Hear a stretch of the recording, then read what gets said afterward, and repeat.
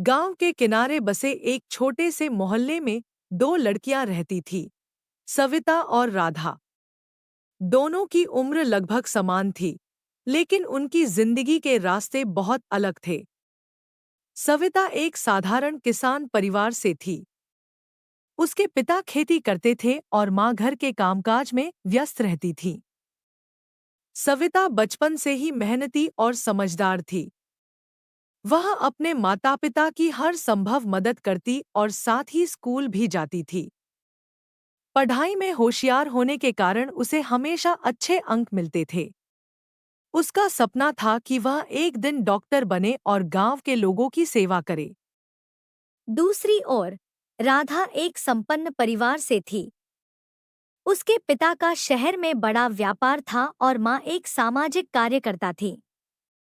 राधा की जिंदगी में हर सुख सुविधा मौजूद थी, लेकिन उसे अपनी जिंदगी में कुछ कमी महसूस होती थी। वह अक्सर सोचती थी कि उसकी जिंदगी में कुछ नया और रोमांचक होना चाहिए। एक दिन गांव में एक बड़ा मेला लगा।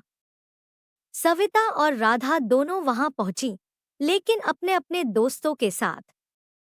मेला में चलते चलते सविता का पैर फिसल गया और वह गिर गई। राधा ने तुरंत उसकी मदद की और उसे उठाया।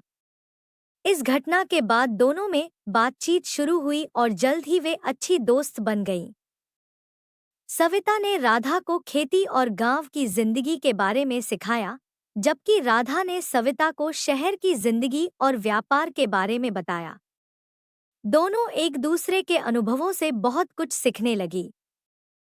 सविता के डॉक्टर बनने के सपने को पूरा करने के लिए राधा ने अपने माता-पिता से बात की और उन्हें सविता की मदद करने के लिए तैयार किया। दूसरी ओर, सविता ने राधा को सिखाया कि कैसे सादा जीवन जिया जा सकता है और इसमें भी खुशी पाई जा सकती है। कुछ वर्षों बाद, सविता एक सफल डॉक्टर बन गई और अपने गांव में क्लिनिक खोल लिया।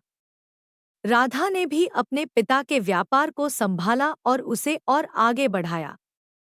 दोनों ने अपने अपने सपने पूरे किए, लेकिन एक दूसरे के बिना ये संभव नहीं होता। उनकी दोस्ती ने दिखा दिया कि सच्चे दोस्त जीवन को कितनी खूबसूरती से बदल सकते हैं।